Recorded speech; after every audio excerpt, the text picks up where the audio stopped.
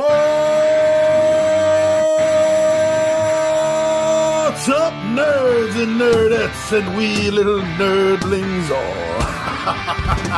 It's your buddy Big Johnny G for Two Gun Pixie presents Legendary Gaming. Shut up and sit down. Thank you for joining me for this Midday Monologue Monday. And today I want to talk about something that's been bothering me on a personal level, right? So, any of you that follow Tales from the Table, the way I've been doing things with my gang is that we're running a main core Dungeons & Dragons 3.5 campaign. Regular, standard set characters, but in between each module that we've been doing, I've been giving them a side, not like a side quest, but like a side campaign. You know, and after Forge of Fury, I let the guys get a chance to play evil characters. Mid-ish, low, high level-ish evil characters in a 3-part campaign I put together. The Death Lords of Vecna, they loved it. They absolutely loved it. We finished with that, and we jumped into Dungeons & Dragons again. You know, that's what we keep going back to. That's our main characters, our main campaign. So we jumped back with Speaker in Dreams in the town of Brendanford, prepared to make this our home base of operation. Characters want to buy houses and start a guild and everything. They have grand plans. So in between, now I've been running them through Werewolf, the Apocalypse. I've been really wanting to play that again. I haven't played it in 20, 25 years. And it's still giving me the same awesome feeling and sensation with these Murder Mitten Echo Warrior Werewolf characters. It's a lot of fun, and the players are loving it as well. It's a very different style storytelling, World of Darkness game, as it is to dungeon mastering Dungeons & Dragons or any similar kind of game. A lot different. Now, we're going to be getting ready to jump back into our main Dungeons & Dragons campaign as soon as the Werewolf winds down. And I'm already in discussions with them. What should happen next? I'm all prepared if they want to do more Werewolf. But in between, I know what the guys want. The guys want Star Wars. So I'm going to give them Star Wars, the D20 version, in the next break. But after that, I had planned on running a superhero game. You know, I'm thinking long term, of course, I know. But this is where everything falls apart on me. So, I knew what I wanted to do with Werewolf. You know, there's only one thing to do with new Werewolf players, and you got to start them off with a rite of passage. You know, some storytellers will tell you, you got to start off with the first change. Well, I did in a sense, but not in an RPG sense. Me and the gangs got together with them individually and through emails and messages. We worked out each of their first changes before the game started. But yeah, you have to really start with that rite of passage. The building of a pack. With new players, yeah, it means a lot to do that. Now, for Star Wars, they have their option of either being a first level Rebel era characters, or I'm also prepared to give them a mid, high, lowish level Sith campaign of my own for a few sessions if they want. That's cool. So I know what I want to do, except for the superhero stuff. Part of me is really jonesing to run a superhero campaign again. I've always had a lot of fun. In fact, it was Villains and Vigilantes that first tore me and the original gang away from Dungeons & Dragons and TSR stuff. And it did it for a good long time. We finally got back into D&D for a while, and then TSR came out with TSR Marvel Superheroes. And that was the end of it. I mean, in between, there was Champions came out. There was a Champions game, which I picked up, ran a few sessions of. The gang never really got into that system, what can I say? GURPS, the General Universal Role-Playing System, GURPS by Steve Jackson, they had a GURPS Super. It was okay, got it. We ran a couple of uneventful, unmemorable sessions, and that was it. And we kept going back to Marvel Superheroes by TSR. Every game of superheroes that came out and we tried, we always, at that point, just kept going back. Flash forward to the 2000s, the early 2000s, the open game license by Wizards of the Coast, who was owning Dungeons and Dragons stuff by then. And we have a third company using the open game license, that company being Green Ronin Publishing, that came out with Mutants and Masterminds. And I really loved that first edition. Second edition came out and I realized, my God, why did I even like the first edition? Third edition came out and I hated that. But second edition, I still love. Second edition, Mutants and Masterminds, is I think, one of the best superhero role-playing games that's ever been put out in the market. But you see, I always have a muse, a story, something in my system. An idea for the next RPG I'm going to run for the gang. But I'm not feeling it. I'm not feeling it for superheroes right now. I want to. I have the sensation of wanting to feel it. Does that make sense to you? That's the best way I can describe it. But I can't get there. You know, my love of superheroes, as I grew older and I began to understand more things, I realized was my love of mythology, which I've always been a hardcore fan. You know, give me Perseus and Heracles, Theseus any day of the week. I love their tales and stories. And superheroes fill that spot for us in the modern age.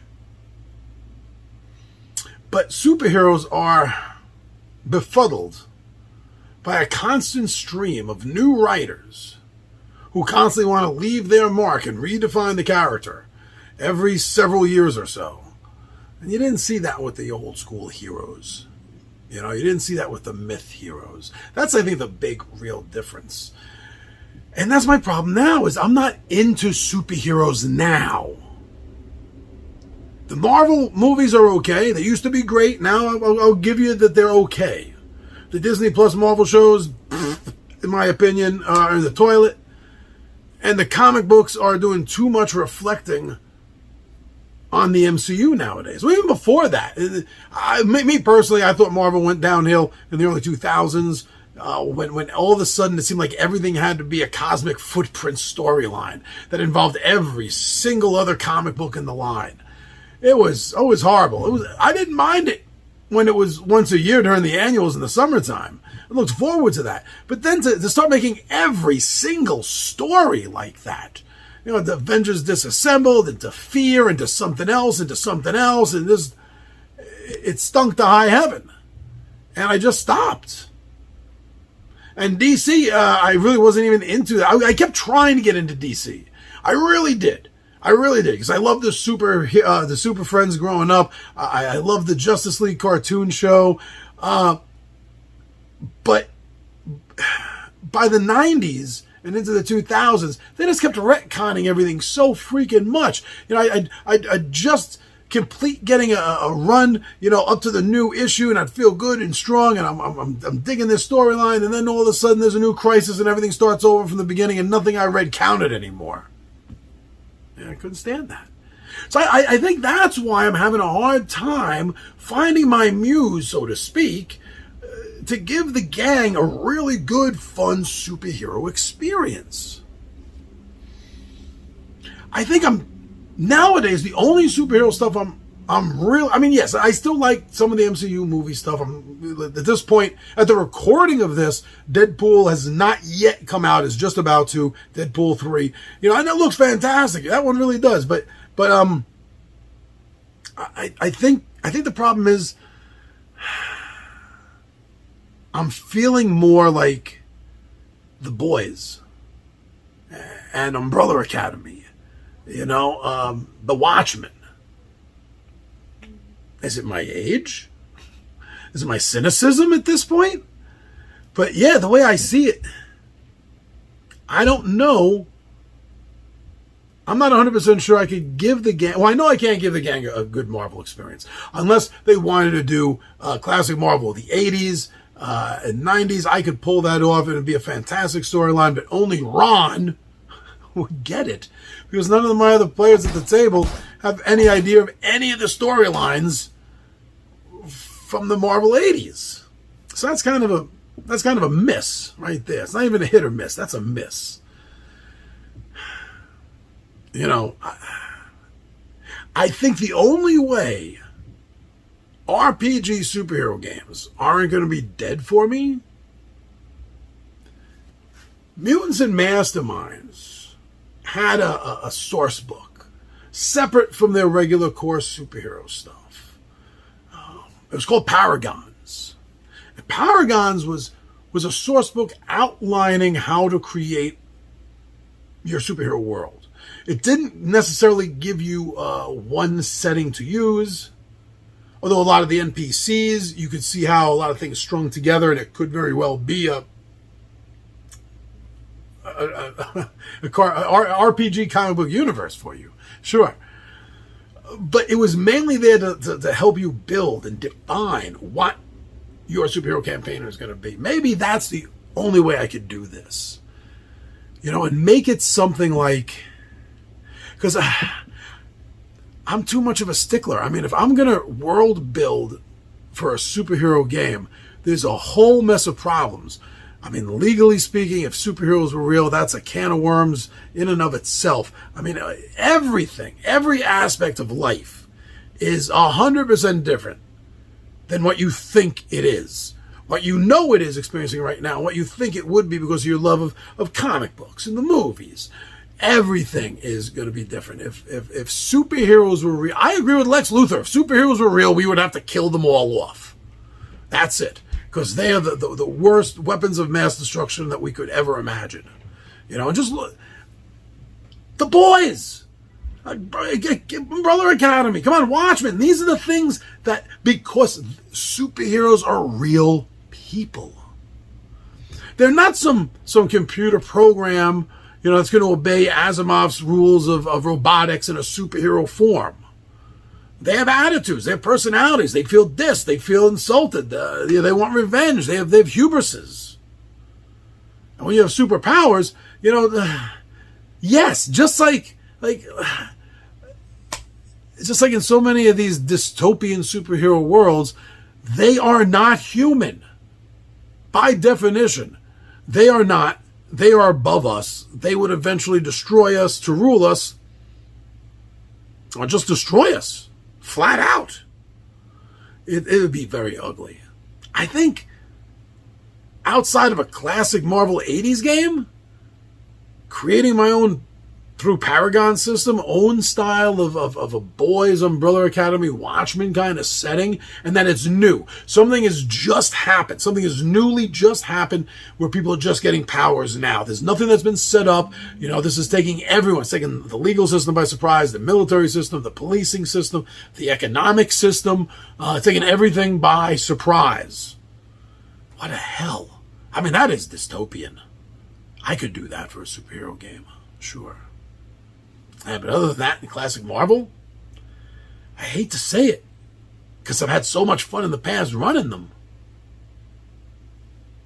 But I think my run with superhero games, role-playing games, not the board games, superhero role-playing games, I think my run might be over. Wow. I hope not. Let's see. Let's see. What are your thoughts on everything I just ranted about? All right, so thank you for listening to me. I'm your buddy Big John AG, and Two Gun Pixie presents Legendary Gaming, and I am out of here.